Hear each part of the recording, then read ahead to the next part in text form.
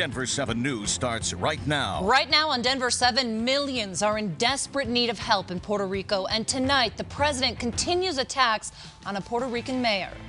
And a driver gets an expensive lesson when it comes to safety on the road.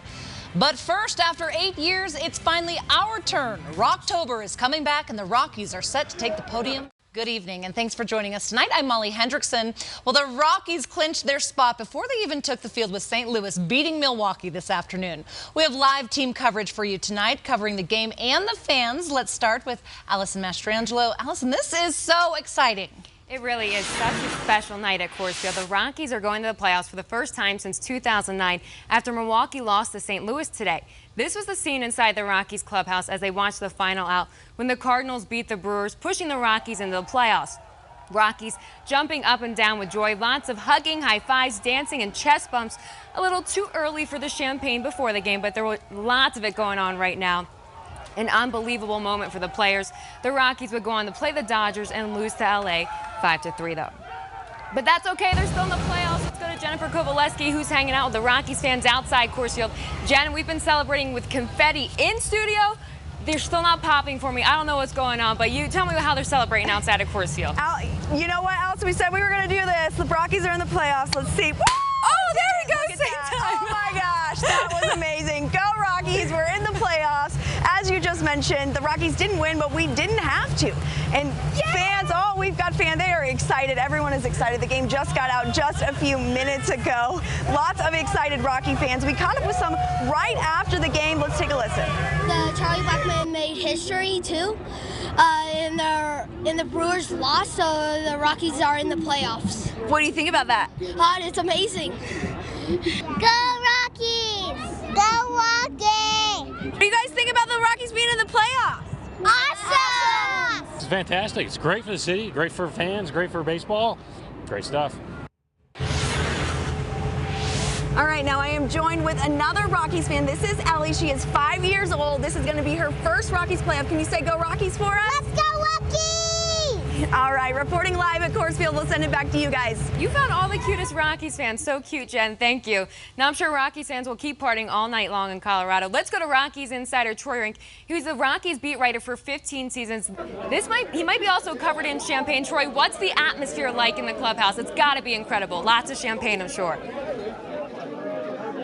Yes, what a buzz in here. These guys have earned this right. I'm here with John Gray, who will be starting on Wednesday. John, what's this feeling like? Does it match what you had hoped? Oh, yeah, absolutely. This is great. This is what we've been working hard all season for, from the beginning of spring training. And, we made it, and it feels so exciting.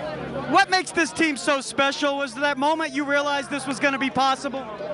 I knew we were going to be really, really talented, and we were going to be a good team during spring training this year. But to see the way, a lot of young guys have stepped up and pitched, and even the new guys we brought in have been really good. And to see us bounce back from all the struggles just lets us know that we're a really good team and we're going to fight. And you're not done yet, right? You got a big game coming up Wednesday. What is your mind on that? What are you thinking or starting to think about that? I'll think about it, I'm sure, later. Not tonight, but, it'll be just another game for me. I'm just going to go out there and do what I do. Congratulations to John Gray and the Rockies. They clinched their first playoff berth since 2009, the fourth in franchise history. Rockies back in the postseason. They'll face the Diamondbacks on Wednesday. Back to you, Allison. Awesome. Thanks so much, Troy. We'll see you again a little bit later in sports. Now the Rockies have one more game left. They'll play the Dodgers again tomorrow afternoon, and then they'll head to Arizona to face the Diamondbacks for the National League wildcard game on Wednesday. The winner will go on to face the Dodgers, and I'll be traveling down to Phoenix and have live coverage on Wednesday. Back to you, Molly. All right, thank you, Allison. And our coverage doesn't stop here. For more, just head to our website, thedenverchannel.com. And now let's turn to the forecast. A cooler night out there for the last day of September. Stacy, what's going on? Well, we had highs in the 70s today, and the weather really cleared out nicely for the Rockies game, so that was good news. Temperatures in the 50s right now. We have some 40s up into the foothills at this point, but the rain, it has cleared out of our area and most of eastern Colorado. Out to the west, though, we still have rain and snow, and that snow is going to increase as we go through the next 48 hours. But here right around Denver, it's very quiet. Our temperatures will drop down into the 50s tonight for overnight lows, but up in the high country, it's going to be rain and snow, and we also have some watches and warnings that are going to be posted starting tomorrow afternoon and lasting into the beginning of next week. But your wake-up forecast, 53 degrees tomorrow morning. It'll be partly cloudy, and then a huge cold front comes through and really cools us down. I'll have details on that and timing coming up. See you shortly. Thanks, Stacey. Tonight, Puerto Ricans are firing back against the president after a scathing series of tweets in which he said the leaders of the hurricane-ravaged U.S. territory want everything to be done for them when it should be a community effort. Many said there is a community effort, but they simply lack the ability to get some things done since a good portion of the island is still without power and cell service. Many calling out the president, saying if he's not on the island, he shouldn't be calling people out. I don't know why he thinks we're not doing our job, but we have to have support from the United States. I mean, our men go to war to help the United States. Why can't he help us in this kind of matter? So where's the president? Well, he's at his golf course in New Jersey. As for the mayor of San Juan, the one whose plea for help really provoked the president, she says she's too busy taking care of her people to get caught up in petty politics. Right now, Colorado is sending help to the people of Puerto Rico. 2 companies here decided to step in and help deliver water. Frontier Airlines is sending jets carrying 91,000 cans of water manufactured and donated by Longmont-based Oscar Blues. The first flight touched down yesterday afternoon. After the planes unload the water, they'll then load up stranded travelers and fly them off the island. Well, back here at home, a homicide investigation stalls traffic on I-25 for hours, and tonight the Douglas County Sheriff's Office is trying to piece together what happened. Denver7's Thomas Hoppo has been following this investigation all day, and Thomas, someone just found a body on the side of the road, is that right? Yeah, that's why this highway was shut down for hours. But even though traffic is flowing now, this is still an active investigation, because when this was being investigated here and the scene was active, traffic was backed up for about 9 miles on this highway, but drivers had no idea 9 miles later they'll be driving next to a homicide scene. It's a lot slower than normal. Drivers were stuck on a small stretch of I-25 for an hour. Some were unlucky. Yeah, and then my truck overheated in the process because I need to move a little faster. Some were able to get around it. Just riding my bike around, trying to get home. But yeah, noticed this huge accident or something going on up here. Not really sure what it is, but. While people waited in a 9-mile stretch for an hour near the Greenland exit on I-25. I honestly thought that it must have been a 1 to 2 traffic accident. We had to tell them what it really was. Apparently there's a homicide being investigated right over here. Really? There's a body off the side of the road. Oh. Yeah, that's intense.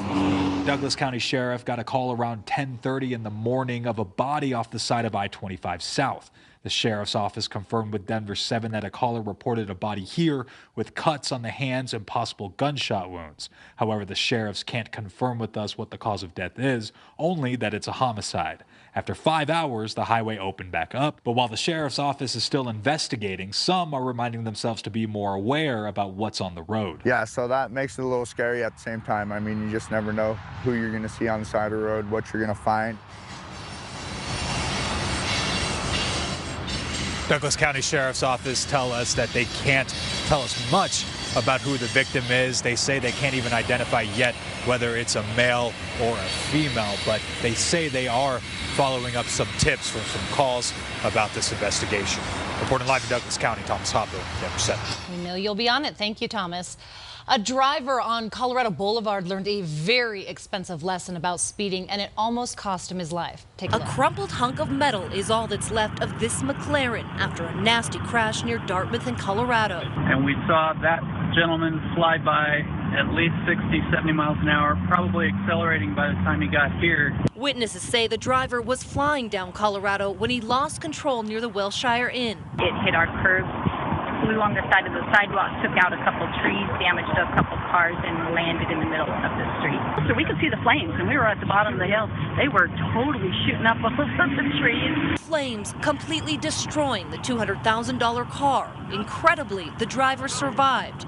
Guests celebrating at a nearby wedding weren't as fortunate. I have a wonderful man that was walking his daughter down the aisle, and his car is wrecked, as well as another guest from out of state. An expensive lesson for the driver that could have had a much more costly price tag. We have to get out there and we have to educate people. Activist groups gathered at the state capitol today speaking out against a plan to build a visitor center and trails at the former Rocky Flats nuclear weapons site. The groups say opening the area to the public would be a health hazard. Yesterday, a judge dismissed a lawsuit the groups filed last spring. Colorado's Association of Oil and Gas Developers warns a temporary ban on drilling in one community could lead to expensive lawsuits, and they'd use your tax dollars. The Lafayette City Council will discuss the proposed ban this upcoming Tuesday. The old ban expired in May, and since then, 2 companies have applied to drill in the area. A new system designed to end homelessness in Boulder County will go into effect tomorrow. The system, which is called Coordinated Entry, basically diverts as many people as possible out of the system so they don't become homeless in the first place. The rest will be sheltered until they get housing.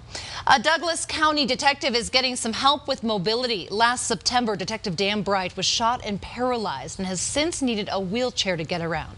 Denver7's Amanda Del Castillo shows us how hundreds are coming together to supply him with a special chair. Hundreds of bikes and even more people supporting those in blue either injured or killed in the line of duty. They put their life on the line every day. You know, they might think it's a simple traffic stop and it turns out to change their life. Today's honoree, Detective Dan Bright.